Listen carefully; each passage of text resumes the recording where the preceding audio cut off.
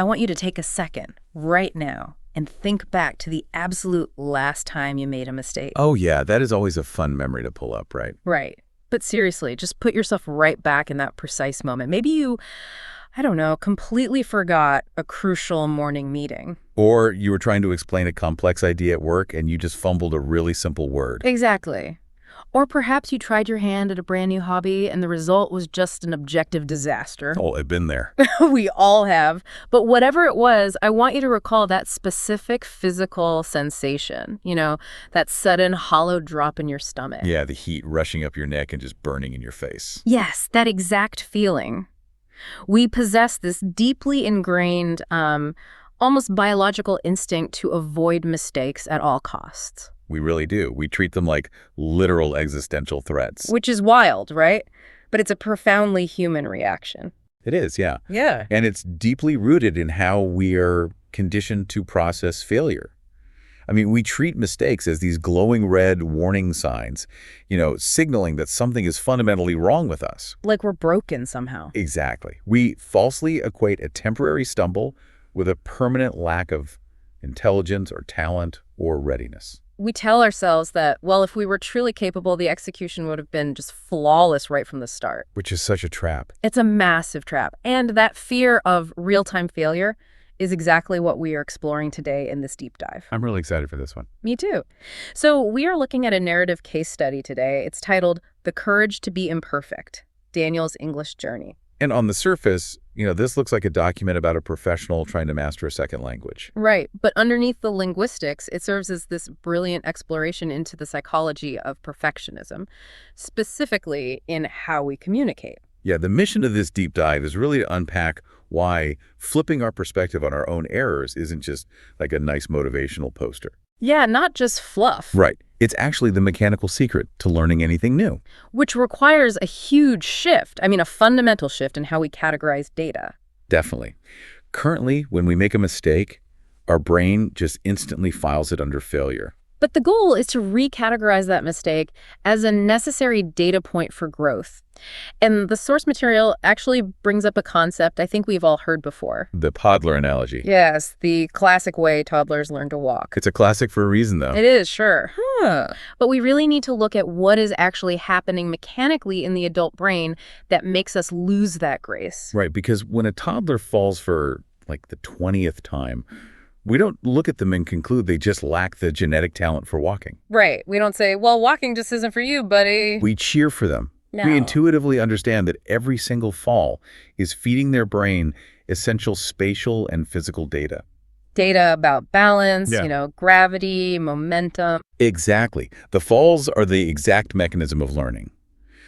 But as we age, our ego development completely rewires that effective filter. It totally does. For a toddler, falling is literally just physics. But for an adult, making a mistake feels like an indictment of our character.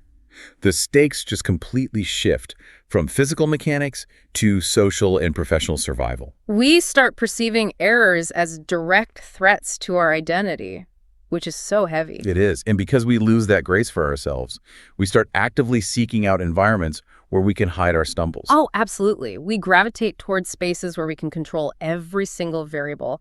And that actually brings us perfectly to the subject of our case study today, Daniel. Yes, Daniel. So Daniel is 31 years old. He's highly intelligent, and he works as a customer service representative for a massive international technology company. So he's dealing with high-stakes issues all the time. All the time. He spends his days solving these really complex problems for clients globally. But, and this is the key detail, he does almost all of this via email. Ah, right. And in that specific environment, Daniel is an absolute superstar. A total rock star.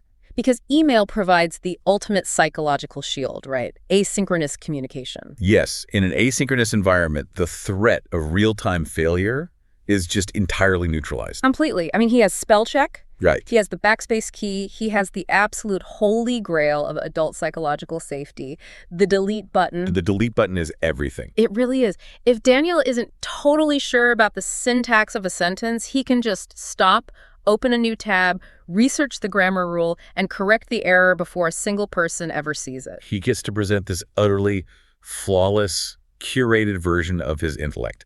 He is entirely in control of the output. Which protects his ego perfectly. It does. The problem, however, is that professional life just cannot be entirely asynchronous. No, eventually you have to actually talk to people. Right. And Daniel's safety net just completely unravels during his department's mandatory Monday morning meetings. Oh, the Monday morning meetings. These are live, synchronous video calls, right?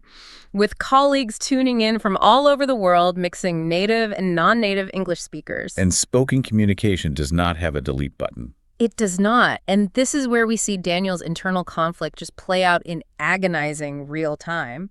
The case study actually gives us access to his internal monologue during these meetings, and it is fascinating. It's so relatable, honestly. It really is. Daniel actually has fantastic ideas. He routinely spots these customer service solutions that the rest of his team totally misses. But he sits there in absolute silence. Absolute silence. While his colleagues are brainstorming, Daniel is just trapped in his own head, frantically rehearsing a single sentence. He's agonizing over whether to use the present perfect tense, or he's second-guessing a preposition, or he's terrified he might mispronounce a specific technical term. Yeah, he is attempting to run a full diagnostic spelling and grammar check in his working memory simultaneously while trying to participate in a dynamic conversation. Which is essentially impossible. It's a massive cognitive bottleneck. Mechanically, it makes me think of what happens to a computer when it just runs out of RAM. Oh, like the spinning loading wheel of death. Yes, exactly. You get that spinning wheel on your screen.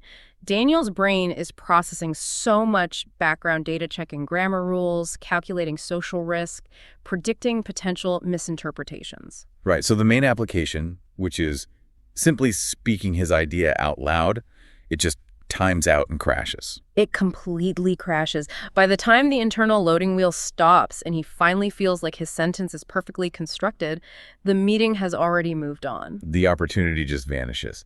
But this cognitive overload actually leads to a really significant breakthrough in Daniel's journal. Yeah, after one particularly frustrating Monday meeting, he writes something that just distills the entire psychological block. It's such a great quote. He notes, "My biggest problem isn't English. My biggest problem is being afraid of making mistakes." It's a simple observation, but it gets right to the root of the issue. Right. Daniel isn't lacking vocabulary or technical knowledge. Not at all. What he is lacking is the tolerance for vulnerability. He is completely paralyzed by this assumption that a less-than-perfect delivery will somehow invalidate his core intelligence in the eyes of his peers. Acknowledging that fear is a crucial first step, for sure. But the behavioral response to that realization is where things usually go completely wrong. Oh, absolutely. When adults identify a fear of failure, the default defense mechanism is almost always to double down on control. We attempt to just force perfection through sheer willpower. Which brings us to the inciting incident of the case study. Right, so Daniel's manager announces that the company just landed several major international clients. And to celebrate, every team member is required to give a mandatory 5-minute presentation about a recent successful project. In English, live, in front of the entire global department. It is the ultimate synchronous threat. There is nowhere for Daniel to hide. So what does he do? He goes into absolute overdrive. Total overdrive. Daniel spends days writing out his 5-minute presentation word for word. He pores over the grammar. He deliberately swaps out simple words for these highly complex, really impressive vocabulary choices. And then he stands in front of his bedroom mirror and just practices the script. For over an hour at a time. Just repeating the exact same monologue over and over, trying to drill it into his muscle memory. But the case study notes that the result of this intense preparation is actually disastrous. He ends up sounding incredibly robotic, stiff, and just highly anxious. Which logically kind of defies how most of us are taught to approach a challenge. Exactly. And that is where I have to challenge this whole scenario for a second. From the time we are in elementary school, we are fed this mantra that practice makes perfect, right? Oh, yeah. Drill it till you get it right. You study, you memorize, you drill the flashcards until you literally can't get it wrong. So why is Daniel's intense, hours-long preparation objectively degrading his ability to communicate? Well, you are hitting on what psychologists call the rehearsal paradox. The rehearsal paradox. Okay, explain that. The paradox exists because human communication is inherently dynamic, chaotic, and totally unpredictable. Right. But Daniel is preparing for a completely static performance. He's treating a dynamic social interaction like a rigid theatrical monologue. So he isn't actually preparing to communicate. He's building like a linguistic fortress. Exactly, a fortress. And we see this illuminated so beautifully by Daniel's friend Olivia. Yes, Olivia. She watches him run through this exhausting mirror routine and finally intervenes. When she asks why he is practicing with such rigidity, he admits he just wants to guarantee he makes zero mistakes. And Olivia points out a reality that just shatters his whole premise. She tells him that native English speakers make mistakes constantly. We really do. We lose our train of thought. We use the wrong verb tense. We completely mispronounce common words all the time. All the time. The difference isn't the error rate. The difference is the behavioral response to the error. That is the absolute crux of Olivia's advice. When a native speaker misspeaks, they don't experience an ego collapse. Right. They don't shut down the whole conversation. Exactly. They simply issue a real-time correction and just keep moving. The mistake is processed as a minor speed bump, not some catastrophic failure. But Daniel, on the other hand, is constructing this highly inflexible script specifically to protect his ego. And the danger of a rigid script is its extreme fragility. It's so fragile.